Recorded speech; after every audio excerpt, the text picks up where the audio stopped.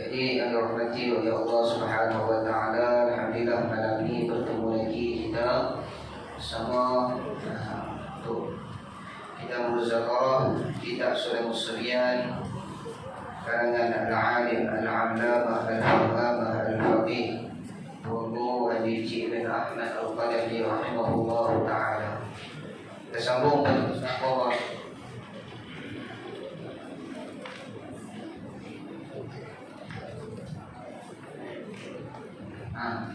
soal kita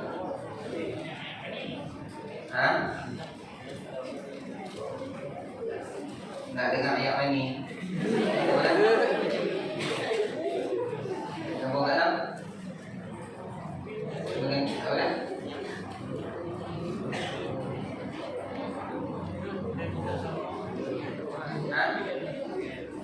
dapat sambung lagi ya?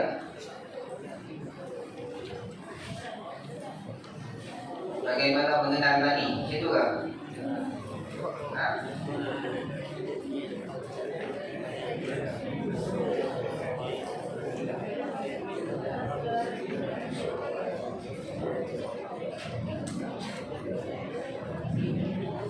Habis kan?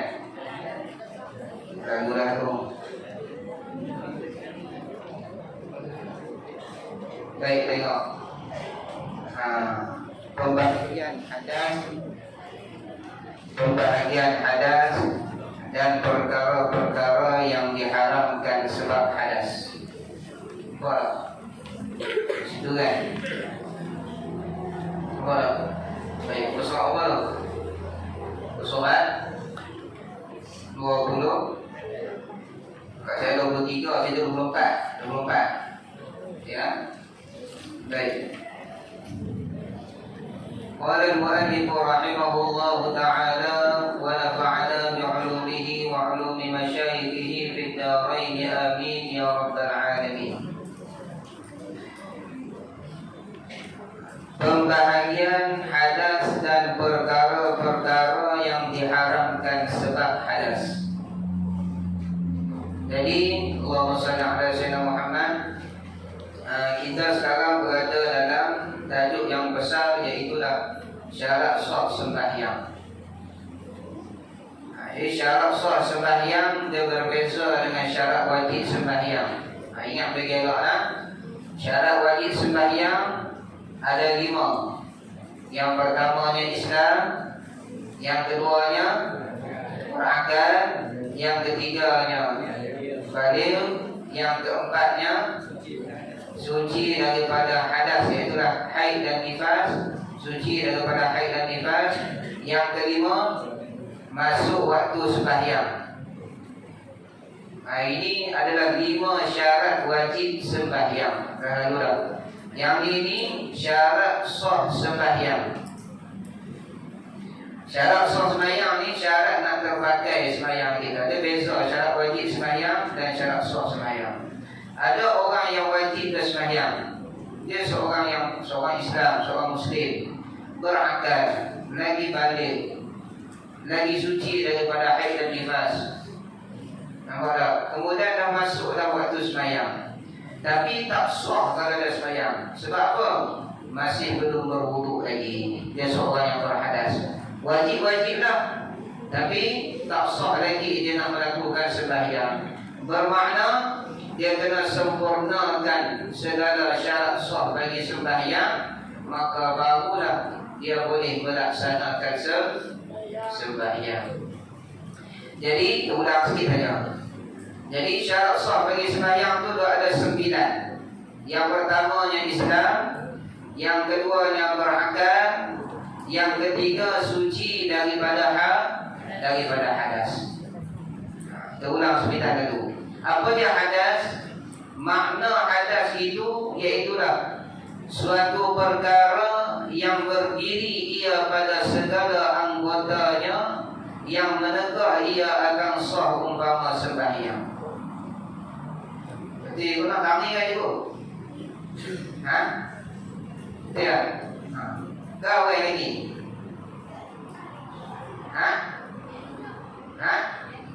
Betul tak? Baca tak? Baca tak? Betul kat mana? Jadi ulang banyak kali teruk lagi tak? 28. Oh, sebab bagi hadas tu. Oh, jauh lah. Baik.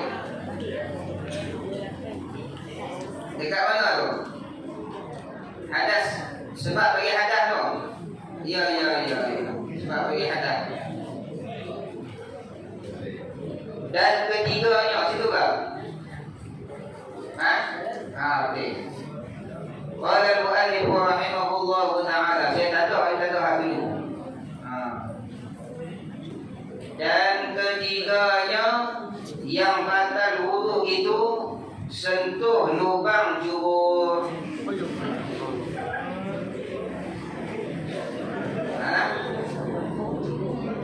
Saya baca aja nak tulis dalam kitab ni. Bahasa Arabnya jubur. Nampak tak? Macam kita sebut lah, kan? Kita nampak satu benda yang ekor dia pendek. Kalau kita kata babi, dia macam kasar sikit. Tapi kalau kita kata khinzir, lembut sikit. Padahal sama je, kan? Bahasa Arab nanti bahasa Melayu. Baik. Yang batal wudu itu sentuh lubang tubuh manusia, iaitu yang bertangkuk kelilingnya. Sentuh dari itu dengan tapak tangan atau perut anak jarinya, dengan tiada bernapis. Baik. Di antara perkara yang membatalkan wudu, jadi yang ketiga. Yang pertama dulu hilang akal. Yang kedua keluar sesuatu daripada kubun ataupun tubuh, daripada kemaluan hadapan ataupun kemaluan belakang. Ini yang ketiga. Yang ketiga iaitulah tapak tangan kita sentuh lubang jubur, lubang tubuh. Punggung lain. Punggung tu bumper. Sentuh bumper tak pandai. Jangan pergi sentuh exhaust ya. Pandai. Pandai untuk.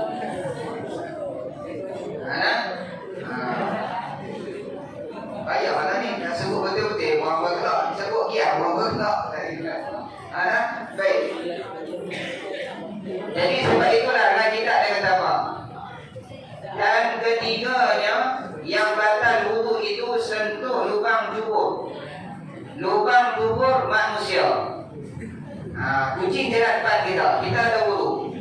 Nampak tak? Kita sentuh muka kucing batal tak wudu kita? Tak bang? Batal lah.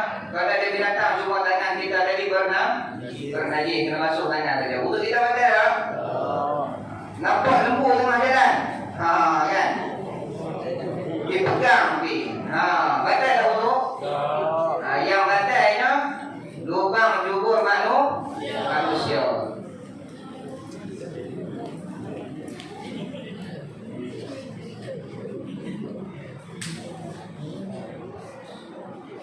Begitu juga kita jumpa hantu raya. Hantu raya jin. Nampak tak? Jin, kita boleh nampak jin. Jadi kita boleh pegang jumpa jin, batal tak wudu? Tak batal wudu. Melainkan apabila jin tu dia mau buat. Syak. Melainkan jin tu dia berupa syak. Jangan. Nampak tak? Apabila jin dia berupa dengan rupa manusia, haram kita pergi sentuh dia. Bukan sentuh jin tu, sentuh lubang jubuk dia tu kalau kita ada ayat semayang. Itu batal wudu. Baik. Yang batal wudu itu sentuh lubang jubur. Tadi jubur manusia. Dia sebut kata manusia bukan binatang. Walaupun manusia itu dah mati dah. Allahumma salli ala sayyidina Muhammad, kecil lagi. Contoh orang aksiden. Nampak tak? Habis lagi. Nampak tak? Tamring okey, nampak dekat. Kita boleh pegang. Batal wudu. Baik. Takut tak faham lubang jubur tu apa dia? Musannif dia tafsir. Iaitu yang bertangkuk kelilingnya. Apa maksud yang bertangkuk kelilingnya? Faham ni? Tak faham ni? Yang bertangkuk kelilingnya tu orang panggil tempat kerat taik tu. Tu maksud yang bertangkuk kelilingnya. Ni baru ngaji Bangkok. Baik. Iaitu yang bertangkuk kelilingnya. Maksudnya yang bertangkuk kelilingnya ni waktu kita berdiri dia tertutup, waktu kita duduk dia terbuka. Itulah tempat yang mana disebut sebagai jubur ataupun dubur. Baik, Allahumma salli ala sayyidina Muhammad. Sebab itulah apabila kita sentuh bumper, kita sentuh punggung, itu papan punggung, bukan punggung, itu papan punggung, tidak batal wudu kita. Baik, sentuh tadi itu tu, adakah sentuh dengan sekalian anggota yang membatalkan wudu tu? Tak. Sentuh dengan tapak tangan ataupun perut anak jarinya dengan tiada berlapis. Apa? Jadi bila mana kita sentuh kemaluan kita ataupun kemaluan orang yang lain, orang yang menyentuh tu batal, orang yang disentuh tu tak batal. Melainkan apabila dia berlainan ajnabi itu batal lah. Tapi kalau sama-sama lelaki, jangan lebih buat apa? Nampak tak? Contoh anak dia masalah. Dia sentuh kemaluan anak-anaknya, Allahumma salli ala sayyidina Muhammad, dengan perut anak jari. Mana perut anak jari? Dengan tapak tangan ataupun perut anak jari. Tapak tangan mana? Mana tapak tangan? Ni tapak tangan. Lihat ini tapak tangan. Mana perut anak jari? Ni. Baik, mana had yang membatalkan wudu? Had yang membatalkan wudu kita buat macam ni. Letak tangan ni rapat-rapat. Letak tangan rapat-rapat. Letak macam tu. Tekan sikit saja. Tekan sikit. Barang yang kita tak nampak. Tempat yang kita tak nampak tu, itulah tempat yang membatalkan wudu kalau kita sentuh. Nampak tak?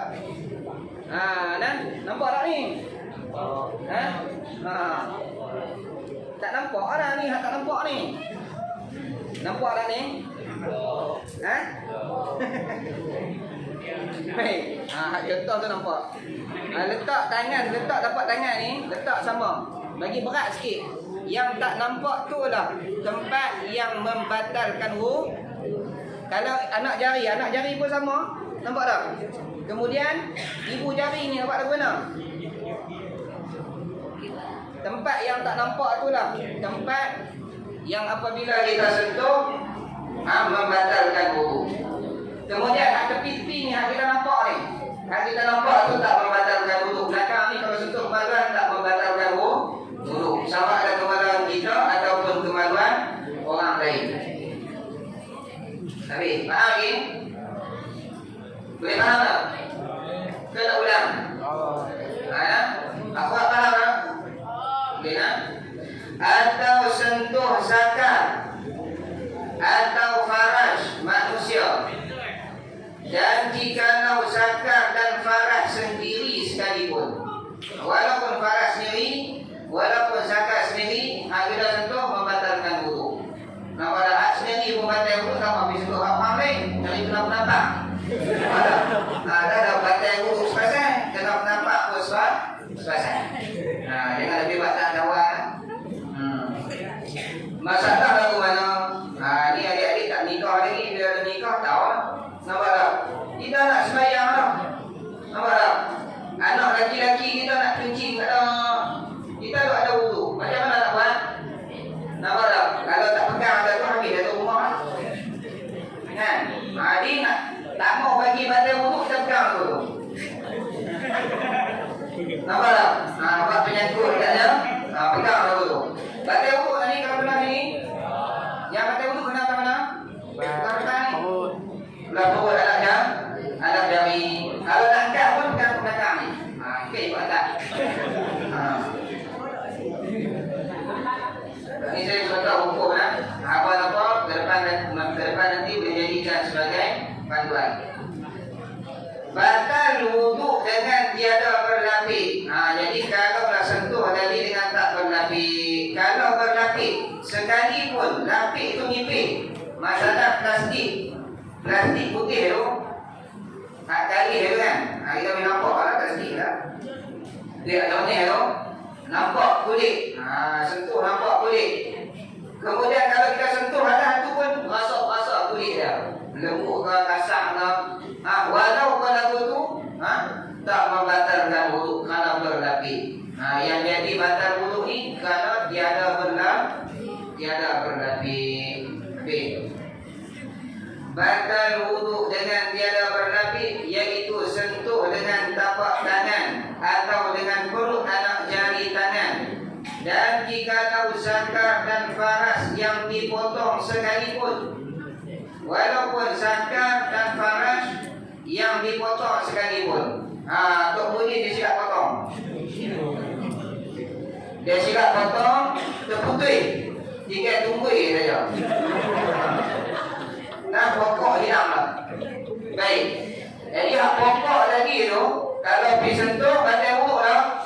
Batal wuduk. Selagi mana masih dinamakan sebagai zakar. Selagi mana masih dinamakan sebagai zakar. Begitu juga kalau orang aksiden. Nampak tak? Orang aksiden kena lenyek dengan lori. Kita di antara orang yang tolonglah. Nampak tak? Orang tadi bagi apa? Aduk bantu-bantu orang dia bagi apa? Ada pron. Nak baca apa tak ni? Nampak tak? Orang lain yang aduk bantu-bantu orang tu lah. Bila dia tengok orang aksiden, dia ambil bantu. Tapi sebenarnya yang dia bantu okey, tak ada masalah. Jatuh motor sengit. Nampak tak? Dia angkat tayar, jatuh motor patah kaki sengit. Yang tu betul lah, dia jumpa lah. Sekali ni, kawan ni buat motor dah, kena lenyek dengan lori. Nampak tak? Kena lenyek dengan lori, dia pergi kutip satu. Lepas dia kutip tu, yang ni jari. Yang ni hidung. Nak pegang satu lagi tu. Apa dah sembahyang ni? Nampak tak? Dia nak pegang satu lagi tu, apa dah sembahyang ni? Baik, kalau dia sentuh, batal wuduk lah. Batal wuduk kan? Selagi mana masih dinamakan sebagai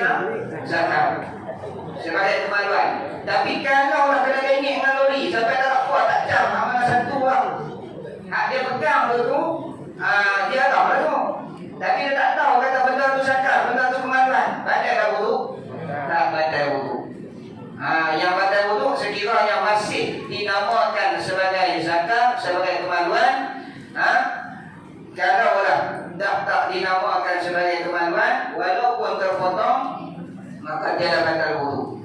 Kalau masih lagi dinamakan sebagai kemaluan, walaupun terpotong batal wudu. Tengok. Dan jikalau zakar dan faraj yang dipotong sekalipun, saya tak mau nak halusi sangat nak. Atas-atas je. Ini ada lagi. Maka batal wudu dengan sentuhnya. Bila kita pergi sentuh yang terpotong tadi batal wudu. Zakar yang telah terpotong, faraj yang telah terpotong, batal wudu apabila kita sentuh. Selama tiada ditumbuk akan dia lumat-lumat. Nampak tak? Contoh zakat terpotong. Jadi kita pun tumbuk perah. Bagi kawan kita bukan kawan kita tak tahu apa. Contoh dekat dia. Kawan kita tak tahu apa. Jadi bila dia pergi pegang, batal wudu tak? Tak batal wudu. Selama tiada ditumbuk akan dia lumat-lumat, maka jika sudah ditumbuk lumat-lumat, nescaya tiada batal wudu disentuh akan dia dengan tapak tangan dan anak jari. Kalau dia jam kata yang tu zakat, yang tu kemaluan, kita sentuh dengan tapak tangan ataupun dengan perut anak jari kita, maka batal wudu. Kalau dah yang terputus tadi, kita tengok dah tak jam lah. Ini hak mana tangan, hak mana jari, hak mana kemaluan, hak mana ni, hak mana ni, hak mana ni, hak mana ni. Maka bila kita sentuh, ialah batal wudu. Menyentuh akan dia. Adapun telur zakat, sama ada dipotong atau tiada dipotong, maka tiada batal wudu dengan disentuh akan dia dengan tapak tangan atau perut anak jari. Yang batal wudu kita sentuh pokok. Wah, nyok tak apa? Adapun kulit zakar yang sudah dipotong tak kala berkhatan. Jadi ini kanak-kanak lah. Bila dia tak khatan lagi, depan tu orang panggil apa? Pucuk ke tak? Atau orang panggil kuluk kan?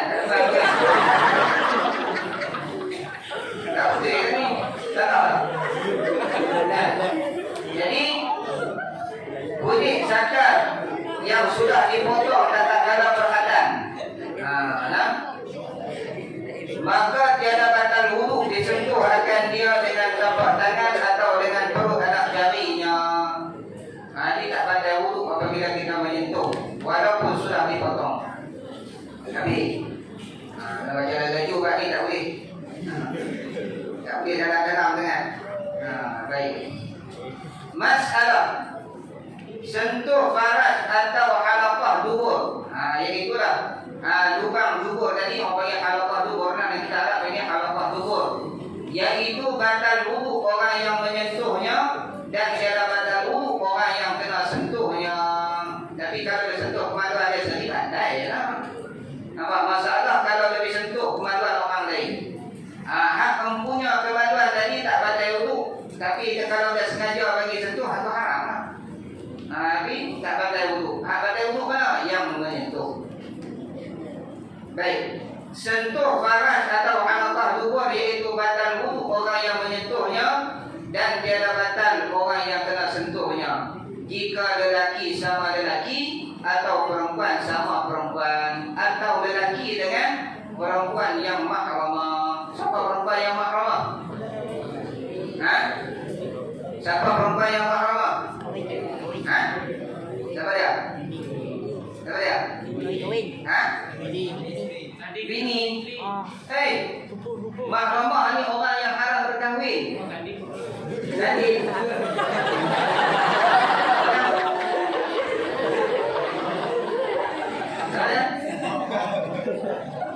Mak, adik-adik, saya dengar tadi.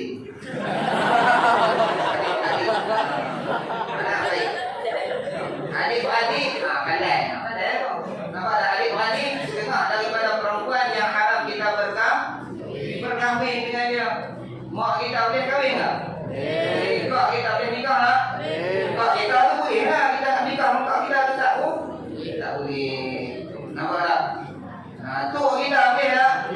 Itu orang panggil perempuan yang haram berkahwin dengan dia. Kalau kita sentuh, maka tiada batal wudu bersentuh dengan dia. Tetapi kalau kita sentuh kemaluan mereka itu, batal wudu. Orang yang menyentuh dan tidak batal orang yang disentuh. Okey. Masalah, jika lelaki sentuh faras unsa, maka tiada batal wudu lelaki dan unsa.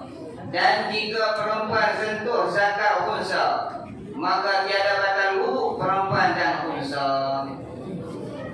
Masalah ini, jika laki-laki sentuh faras unsa, unsa apa yang? Unsa adalah manusia yang mempunyai dua alat kemaluan. Ada dua alat kemaluan. Dua alat kemaluan ni alat yang berlainan jenis, bukan yang sama jenis. Zakar ada di dia, faras ada di dia. Dulu Ustaz dan kenal seorang, Allahumma salli ala sayyidina Muhammad. Tu orang dah fikir dah. Dia duduk di Baik panjang pun. Tahulah kisah daripada orang-orang lama dulu. Rupanya ada juga unsa.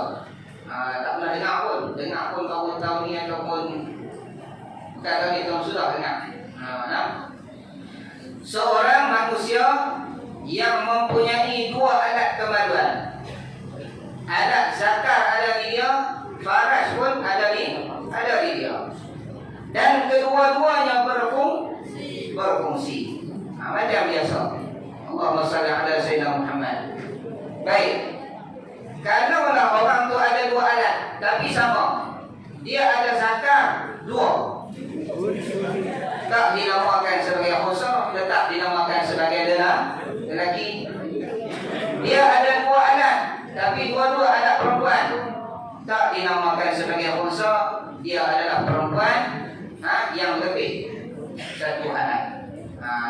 Baik. Kalaulah dia ada 10, 9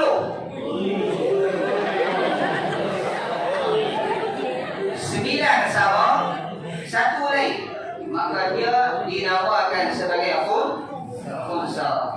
Masuk unsa yang dia orang yang ada lebih daripada satu alat yang berlainan jenis kedua-duanya. Nampaklah tu maksud dia tu? Baik. Jika lelaki sentuh faras unsa, jadi dia sentuh faras unsa dia ada dua alat. Yang pertama faras, yang kedua zakar. Laki-laki ni dia disentuh faras bagi unsa. Bila dia sentuh faras bagi unsa, maka tiada batal wudu lelaki yang menyentuh dan tiada batal wudu unsa yang disentuh. Iktibar pada masalah batal dan tidak batal wudu lelaki tadi, kerana dia menyentuh sesuatu yang lebih diiktibarkan, diihtimalkan, dianggapkan bagi unsa tadi. Yang lelaki tu sentuh itu adalah juzuk bagi anggota yang lebih. Bermakna boleh dinisbahkan unsa tadi asalnya lelaki. Jadi yang dia sentuh itu faras, dia sentuh lelaki, sentuh unsa. Maka bila dia sentuh faras, tidak membatalkan wudu pada masalah sentuh kemaluan dan tidak membatalkan wudu juga pada masalah sentuh kulit. Baik, kalau diihtimalkan, dianggapkan bahawasanya unsa tadi lelaki, yang dia sentuh tu faras tu adalah juzuk yang lebih sahaja. Baik, seorang perempuan dia sentuh unsa tapi dia sentuh zakar unsa. Dia sentuh kemaluan lelaki yang berada pada unsa. Kena ingat, unsa ada dua alat. Jadi bila perempuan tu sentuh unsa, perempuan tadi tak batal wudu dan unsa tadi pun tak batal wudu juga. Sebab apa perempuan tadi tak batal wudu? Kerana yang dia sentuh itu adalah juzuk yang lebih. Boleh jadi faras tu yang asal, adapun zakar tu yang lebih, maka tak batal wudu dengan sebab dia sentuh zakar tadi.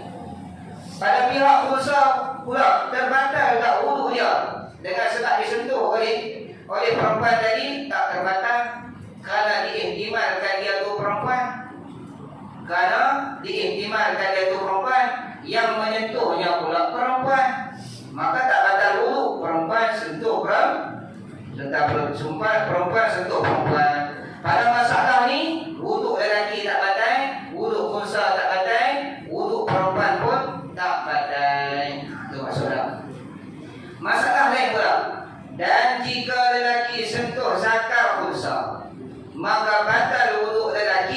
tiada batal wuduk unsa. Jadi kalaulah seorang lelaki sentuh zakar unsa, jadi seorang lelaki tadi dia sentuh zakar unsa, maka bila dia sentuh zakar unsa, wuduk lelaki tadi terbatal, wuduk unsa tak terbatal. Sebab apa?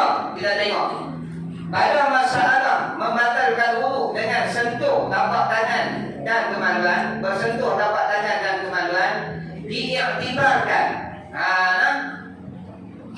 zakar bagi unsa yang disentuh oleh lelaki itu adalah yang zahid. Adalah yang zahid. Bila zakar tu zahid, kalau zakar mestilah hukum unsa tu lelaki. Kalau kita kata faraj, mestilah dihukum unsa tu perempuan.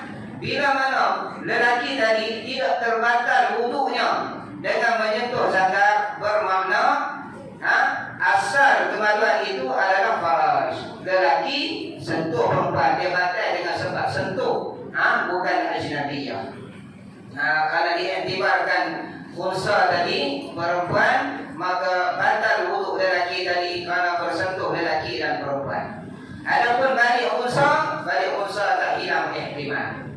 Bila tak hilang balik unsa masih lagi ada ihtimal bahawasanya dia itu adalah lelaki, maka tak batal wuduk unsa, batal wuduk lelaki. Dan perempuan sentuh faraj unsa, seorang perempuan dia sentuh faraj unsa dengan tapak tangan dia. Jadi faraj itu muafakat dengan perempuan. Jadi perempuan sentuh faraj bagi unsa, maka batal wuduk perempuan dan dia batal wuduk unsa. Sebab apa batal wuduk perempuan tersebut?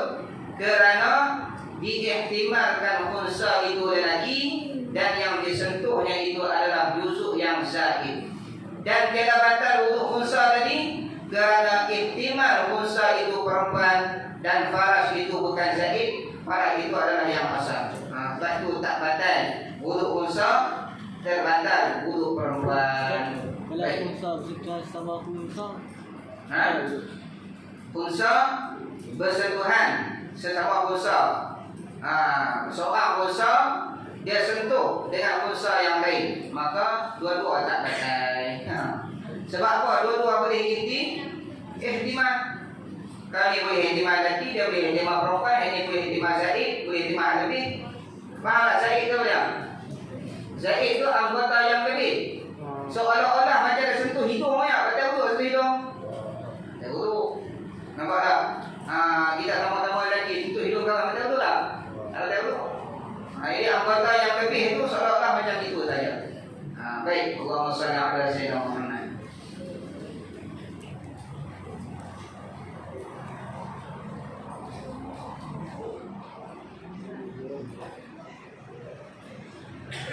Kepadanya masuk isyak solat dari kepadanya datang 40 isyak apa? Baik. Dan jika lelaki sentuh faraj unsa,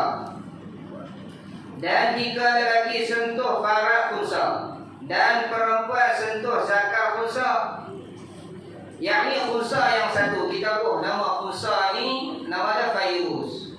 Ada tak Fairuz? Tak kan? Kalau Fairuz kadang-kadang ada nama lelaki, ada nama perempuan, kita pun lah. Kita kata unsa ni Fairuz, nama dia Fairuz. Laki ni kita pun Ahmad. Perempuan kita pun nama apa? Kita pun Jihad. Baik. Ahmad sentuh ni sini. Dan jika lelaki sentuh faraj unsa, jadi Ahmad ni dia pergi sentuh faraj bagi Fairuz. Dan Fairuz tadi dia pula disentuh zakarnya oleh seorang perempuan. Orang yang maksudnya unsa ni orang yang sama. Jadi pada masalah kita ni ihtimal. Ihtimal. Dulu ni jika lelaki sentuh faraj unsa, lelaki tak batal wuduk, unsa pun tak batal wuduk. Nampak tak? Tetapi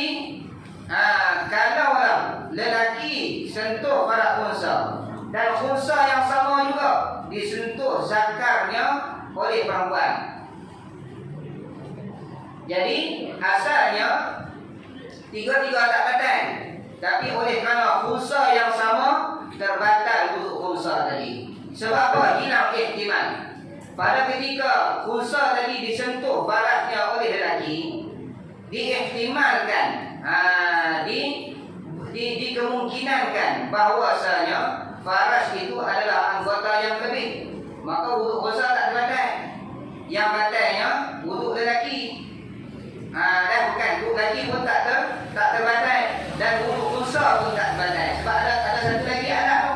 Boleh jadi zakarnya itu adalah juzuk yang asal, farasnya itu adalah juzuk yang lebih. Tiba-tiba khunsa yang sama dengan wuduk yang sama disentuh zakarnya oleh perempuan. Asalnya perempuan sentuh zakar khunsa, perempuan tak batal wuduk, khunsa pun tak batal wuduk. Tapi pada masalah ini virus orang yang sama, yang mana farasnya tadi telah disentuh oleh seorang lelaki. Kemudian zakarnya tu pula disentuh oleh seorang perempuan, sentuh oleh jihad. Jadi bila mana zakarnya jadi disentuh oleh jihad, maka hilang ihtimal. Nak kata khunsa tadi perempuan tak boleh lah, sebab kemaluan dia tadi, hak perempuan tadi disentuh oleh lelaki.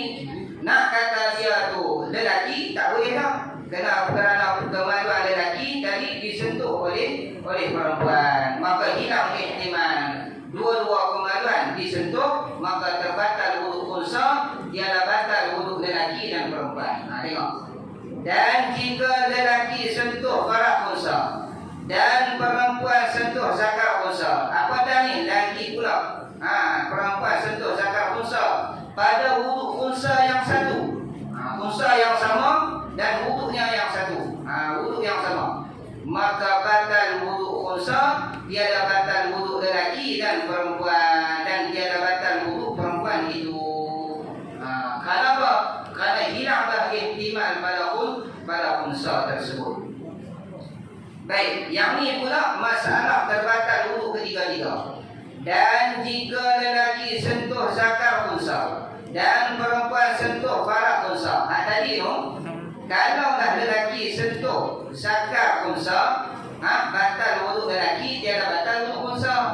Kalau seorang perempuan sentuh farak khunsa, batal wuduk perempuan, tiada batal wuduk khunsa. Ni lagu mana pula masalah?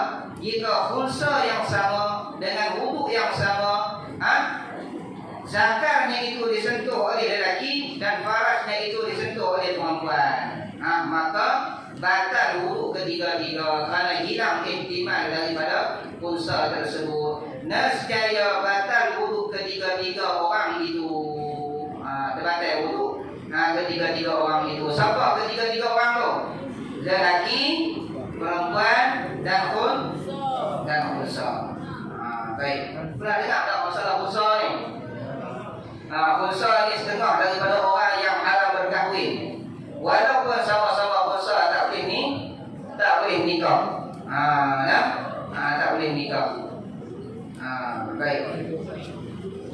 Bermula murad dengan kata sentuh itu pada beberapa masalah yang tersebut itu ialah sentuh dengan tapak tangan atau dengan perut anak jari tangan. Kalaulah disentuh dengan tapak tangan dan perut anak jari tangan, sentuh akan kemaluan, sama ada kemaluan dirinya ataupun kemaluan orang lain, maka yang tu membatalkan wuduk. Itu cara yang pula setengah daripada perkara yang membatalkan wuduk.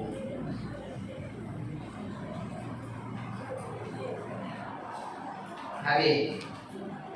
Kemudian kata ta'rif dan syarat jadi khunsa muskil. Bagaimana kita nak mengenali khunsa? Siapakah itu khunsa? Nanti dan apakah syarat-syarat nak dinamakan dia sebagai khunsa? Karena kalaulah tak cukup syarat-syarat ini, maka tak dinamakan dia sebagai khunsa, walaupun dia ada dua anak, tetapi dinamakan sebagai khunsa wadih lelaki ataupun wadih perempuan. Kalau dia dihukum sebagai lelaki ataupun dia dihukum sebagai perempuan. Tapi kalau cukup syarat-syarat ni, maka dia layak dinamakan kita sebut batal tak batal wudu ni yang berlaku pada masalah unsa muskil. Habis. Baik. Kita berhenti kat situ, insya-Allah. Nanti minggu-minggu akan datang kita akan sambung lagi pada bab nak mengenal ta'rif.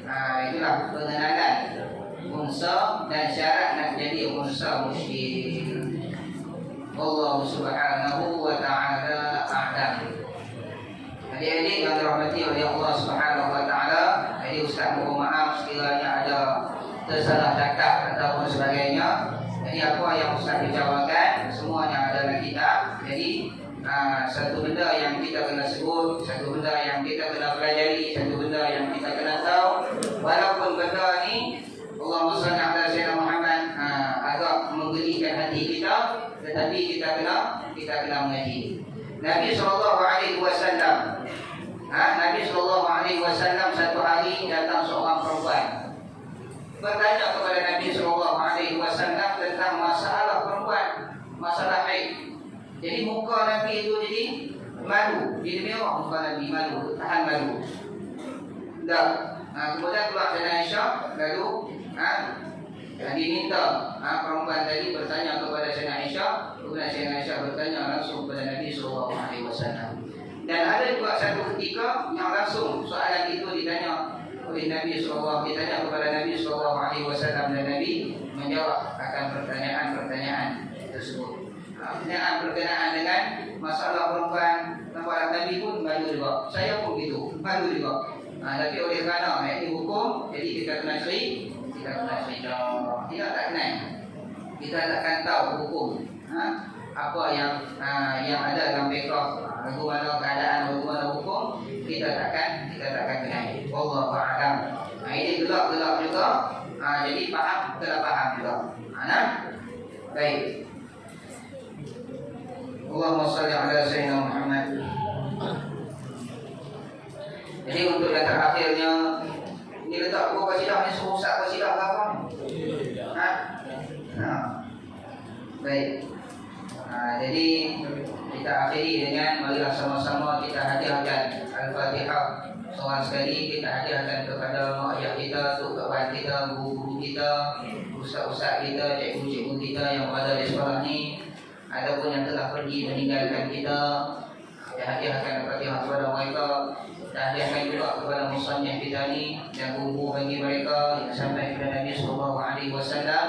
Allahumma taqabbal minna bi asraril Fatihah. Alhamdulillahi rabbil alamin arrahmanir rahim maliki yaumiddin iyyaka na'budu wa iyyaka nasta'in ihdinas siratal mustaqim siratal ladzina an'amta 'alaihim ghairil maghdubi 'alaihim waladdallin.